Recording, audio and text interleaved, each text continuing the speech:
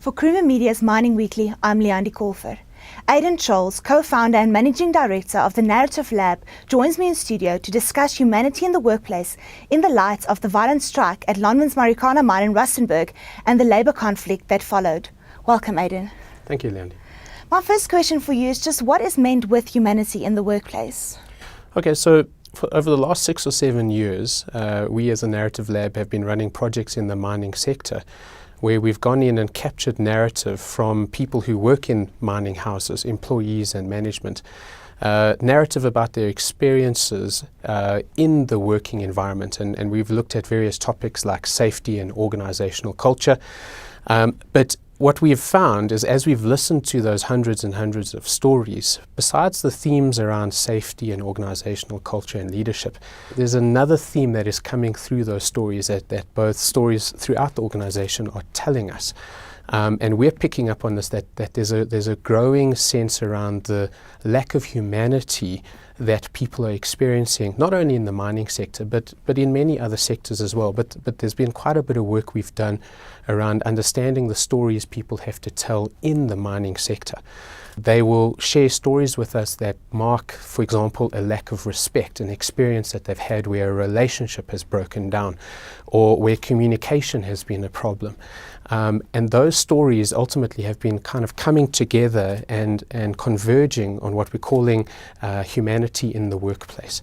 In the mining industry, this has come down to really stories where people have been through the themes saying we are really expecting to be able to be more human in the workplace, that it's no longer okay for us to be treated as human resources or sometimes human machines, but that we want to be seen as human beings in the workplace. And so what is meant by humanity in the workplace is a growing trend that we hear in these stories of how people are saying it is really becoming much more important for us in the social age in order to be able to bring our whole person to being in the workplace. And that being able to bring our whole personhood, our personality, who we are, and not just be limited to what our job is and be treated through a job description will help us be more engaged, more productive, more effective in the workplace, and therefore contribute to a more productive company. Do you feel that humanity is valued enough in the South African mining industry? Well, the answer is a yes and a no. I think if you look at the legacy of the mining industry, there are some terrible examples of where humanity has been robbed from people, from communities, from societies, employees and managers as well.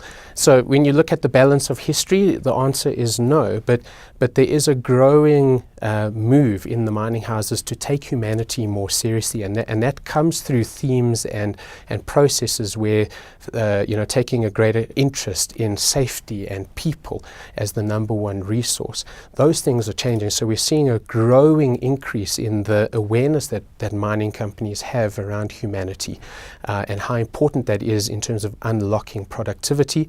What we're also hearing in the stories we've gathered is that it is still not yet good enough. And these are coming through stories from people within mines, but also from broader society. The expectations that society has of mining houses is that they take humanity more seriously. And how did this lack of humanity contribute to the strikes that took place? Well, in one sense, it's kind of been a growing humanity debt that the industry has been building up.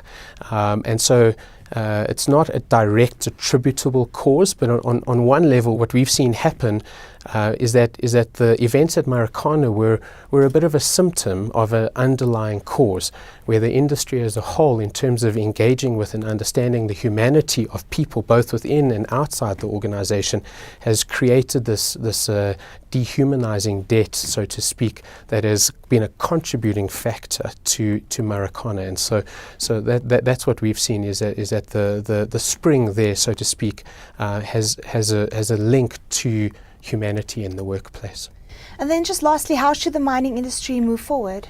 I think it's a very challenging thing for the mining industry. And again, credit needs to be given because there are mining houses that are making very good steps at becoming more humanity-focused organizations.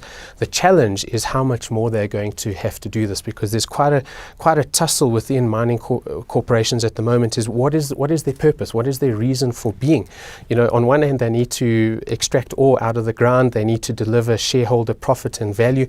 But then on the other hand, there are big societal pressures. There's a lot more of an expectation that society has. And so one of the things that we're seeing that mines need to do is they need to reimagine the type of institution that they are. They need to move from just being focused on shareholder profit to then having a broader view of who the stakeholders are in their company, both inside and outside, and how value is created for those stakeholders. For example, where employees and families of employees are one of those stakeholders.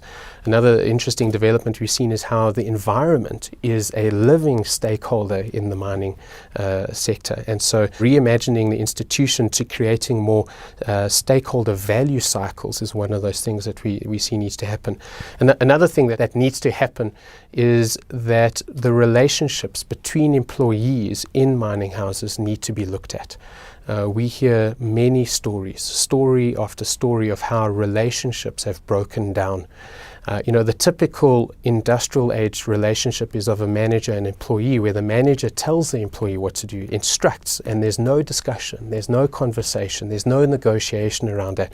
And what we're seeing in the social age now is how that relationship, both between peers and colleagues, but then also more importantly between management and the workforce, the quality of that relationship and the type of conversation culture in that relationship ultimately dictates how productive your people are.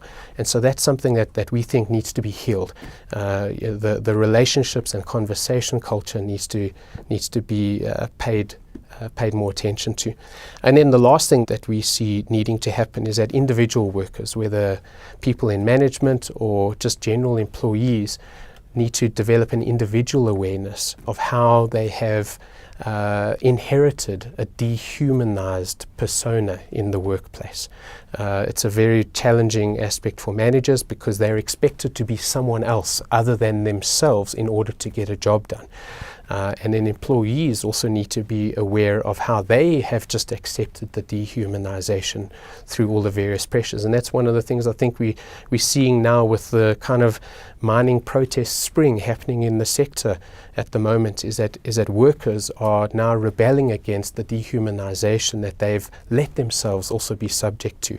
And so individuals in the organization, no matter what level they're in, have to grow and develop an individual awareness around how they've accepted their own point of dehumanization. Thank you very much. That was the Narrative Lab's Aiden Choles discussing humanity in the workplace.